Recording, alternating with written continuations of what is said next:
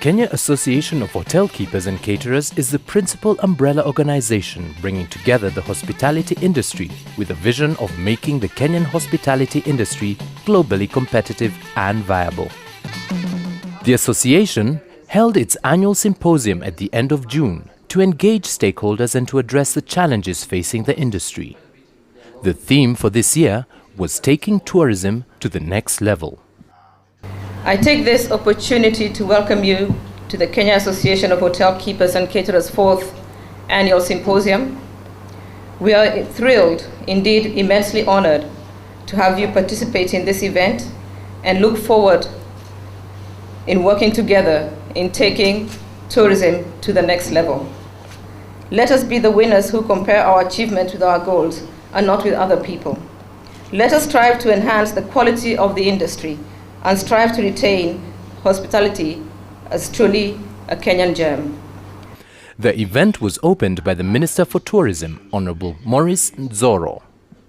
It gives me great pleasure to be with you today during the annual symposium to share with you the experiences in the tourism industry.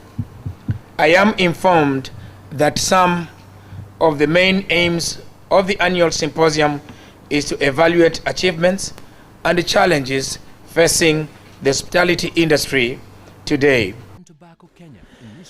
As a responsible corporate citizen, British American Tobacco underscores the need to consult stakeholders through dialogue with the objective of building common platforms for addressing pertinent issues in society in an open, honest and constructive way. This also helps the company to engage in a self-assessment of the industry in order to identify areas of mutual interest with the society. British American Tobacco attended the symposium as a stakeholder with the purpose of promoting the public place smoking program. We're talking about context. Let me just try and quickly qualify this. HORECA for us stands for hotels, restaurants and cafeterias. How does it fit in with what we are here to do today? It's because in terms of our trade channels, we move our products through 3 key channels, which is what we call convenience, HORECA and then grocery. HORECA basically will therefore be standing for hotels, restaurants and cafeterias. Basically this is where we have all the bars and all the hotels and restaurants which also sell our products. So how does this tie in? It's because directly related to KHC, we have 20% of our total consumer offtake in Kenya going through what we are here for actually today. The key message was that it is possible to accommodate both smokers and non-smokers in the hospitality industry through creation of appropriate ventilation solutions and delineation of smoking and non-smoking areas. The hospitality industry gave its commitment to work with the British American Tobacco in realizing this. Those proposing complete bans today, they have not yet introduced them, but they are really proposing, include Hong Kong, some Australian countries and Canadian states.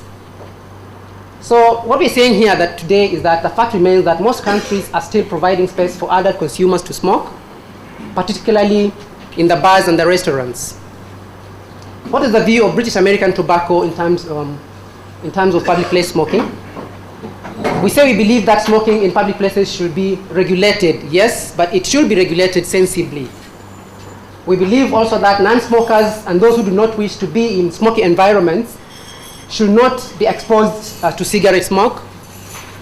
And we also believe that smokers and non-smokers, there should be a way of accommodating both smokers and non-smokers, especially in licensed adult venues. And here I have in mind hotels, bars, restaurants, and so on. But we also believe that the separation of smokers and non-smokers is the most effective way of achieving good regulation in the area of public place smoking. So I want to give you an example of what has happened in other countries. In the Netherlands, what happened is that there was a step-by-step plan between the government and the hospitality industry to increase the percentage of non-smoking space over a period of time. The most important thing here we're trying to highlight is that there was time. They were given time to implement the ban. In Brazil, you can smoke in particular areas if ventilation is provided in those areas.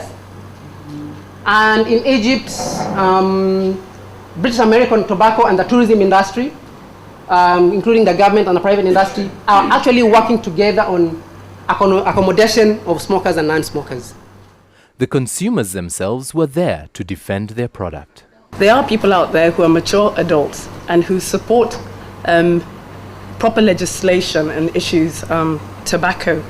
And in this regard, we felt that the law was a bit ambiguous, particularly if you look at it in this light, that legislation was attracting a 50,000 shillings fine for smoking in public places, whilst if you do the same with bangi, you attract a 10,000 shilling fine.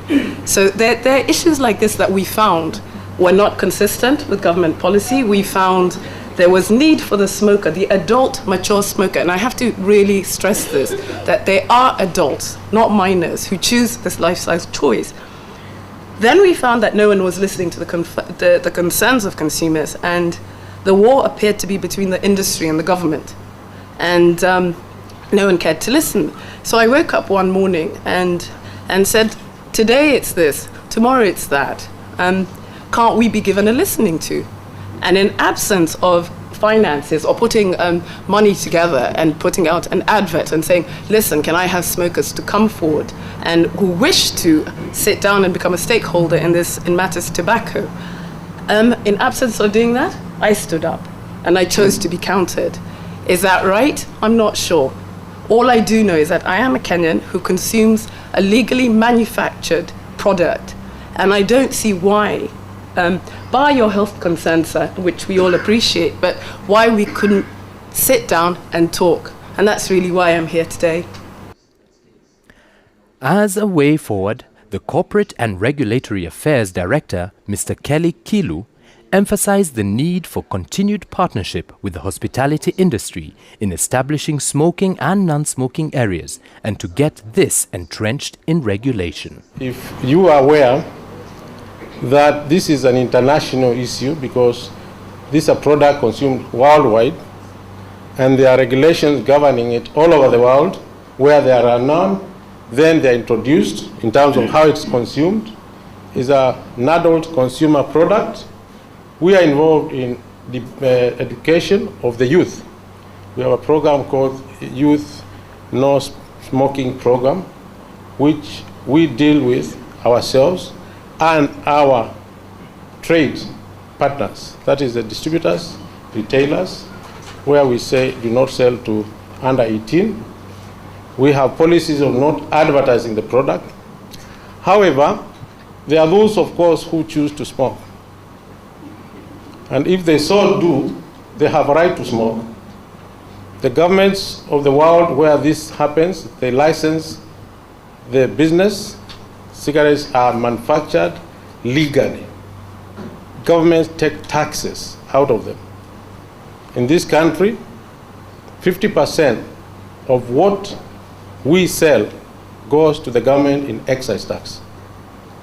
So you and I are part of that, because those taxes that go to the government are used to promote the welfare of the people.